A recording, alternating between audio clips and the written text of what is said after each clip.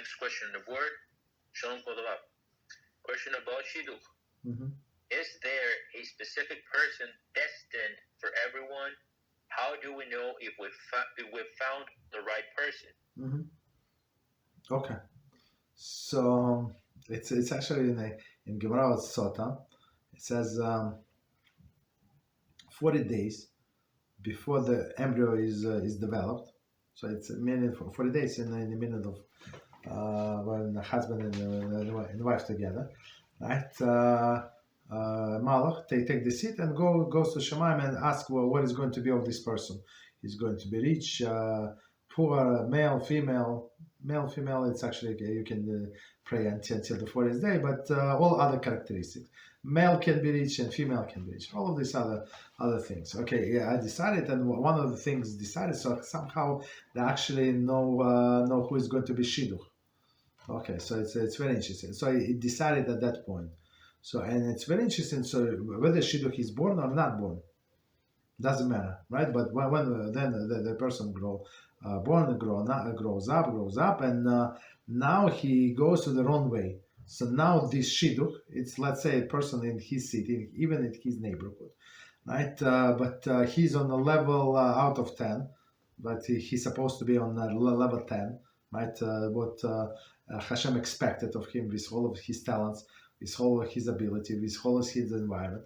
But he's on level 3.5, and she's on level 7.8. For example, the Shidduch. So she's not deserving to this shmak. You understand? So because of his poor choices, was it destined? Yeah, it was destined. But now we cannot do because it's not fair to this girl.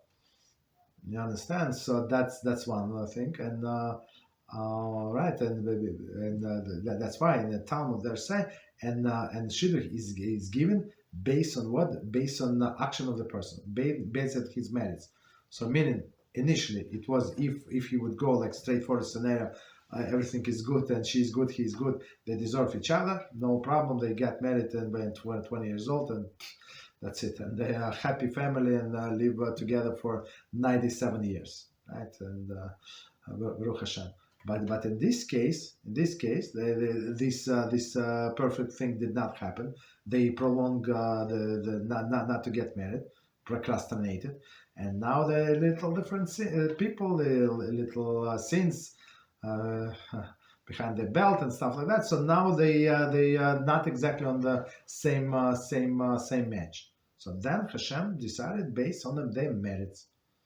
And how do you know if it's the right person? So it says in Talmud says rich matranit, they call it matranit. Well, what she asked Rabbi, what is God doing? Right after he created the world, right? He has a lot of free time. Like, what is he wasting time? He goes fishing or he plays chess. What exactly he's doing? And Rabbi Akiva said that he's making Shidduchim. And she said, I can do Shidduchim myself. I have many slaves men, many slave women, and guess what? I'm going to do today 50 Shidduchim. So he said, you, a slave, goes with her, you with her, they with her, and that's it. She made 15 Shidduchim in the morning. You had somebody got killed, him or her. Right? They did not go so well with the Shidduchim. Right? Somebody's breaking bones and stuff like that. So not very successful. Right? So she said, maybe I'm not. I don't know everything about Shidduchim. So they say, yeah, you need Hashem, His wisdom, and He's going to bring these people together. So meaning if the Hashem arrange, so right, this person in your life, so from somewhere, like, and it introduce you, like on your horizon, something happens, so that's from Hashem, right? Is it like from the first date you can decide? Maybe not. So you need a few dates, but whatever He send you away, that's from Him. You understand? So, for example, in a shul where I used to pray, so how did they make this shidduch? One family has a boy, another had a few girls, and since the kids did not go to the shul because the kids went to different shuls, when they're more youth, basically. In that shul, they were more like mid-age, not mid-age, like older people from 50 to all of this. other people. So the kids did not want to go. Like they're 16, 17 years old, like 18. So they went there with their friends. So, and then they realized. So one lady said, "Look, 1 second, but you have a son." The guy said, "Yes," and he's not married. Yeah, and he said to another, "But you have a daughter, right?" And she said, "Yes, but they are almost the same age." Yeah, right. And said, "Why don't they marry?" And it did not occur to them. They've been praying in the same shul for a long time. That they have a children almost the same age. They got married. Guess what? Right. So sometimes this person, your second half is next to you, but it did not enter your mind. But Hashem, for sure, He brings these people, so they're in your life. Okay. Thank you very much, Rabbi. You're welcome.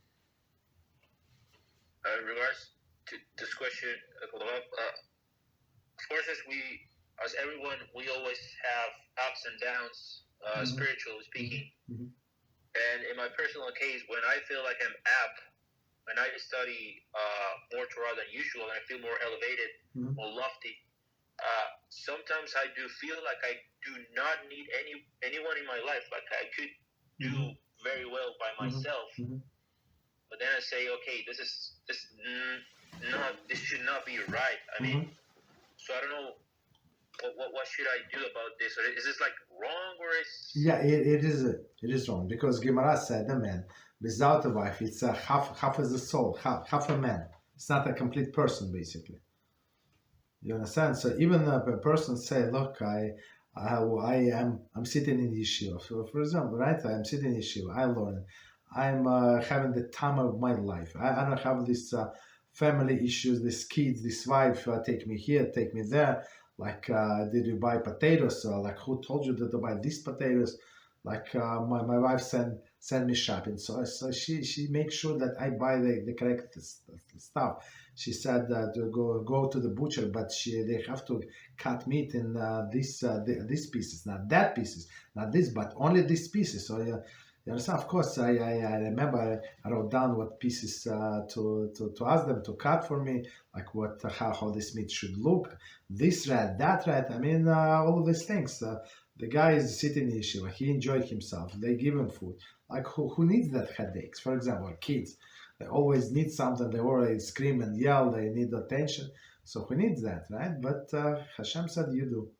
You don't need. So we just we listen to Hashem.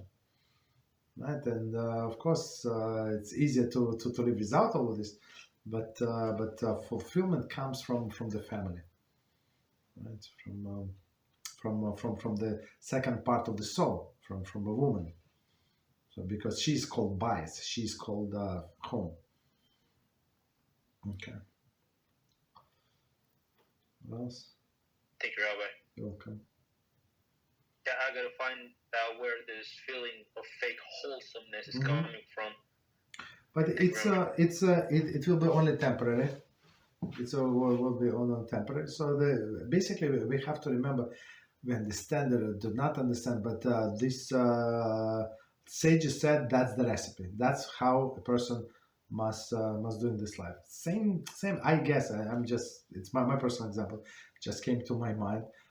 You came to a doctor and he said you have this problem with high cholesterol, and I'm going to prescribe you pills, and they're going to control your cholesterol. Okay, I mean I'm just making up, right? So give you the pills, and do you understand anything about the pills? No. Do you know anything cholesterol? Yeah, you cannot even spell cholesterol, right? Without 7 mistakes in one word. Right, but you take this pill because doctor said that's good, right? So our sages say that man must marry. So you do your shtadlus. So if Hashem decided for you not to, not you, if Hashem decided for somebody not to get married, him or her, they're not going to marry whatever they do. Doesn't matter. But is it up to us to decide what Hashem decided? No. So we have to do our shtadlus, normal shtadlus, not to call every shadchan and drive them crazy. Like one person told me, he decided to get married suddenly when he was in I think early 40s, right? And he decided that he has to get married, and he started terrorizing all the shadchanim around him. People just blocked him. You don't have to be that aggressive. Of course, they're working on it. They need time. I don't know, maybe talk to them nicely, but not very aggressive. Don't call them 7 o'clock in the morning and check up on them. Are they still working on the case? You understand? So you do normal ishtadlus, normal child. So you go to the dates if they agree that it's a good match, and that's it. So that's what we do.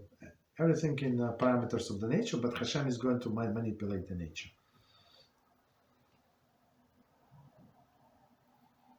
Okay, Thank you very much, you're welcome.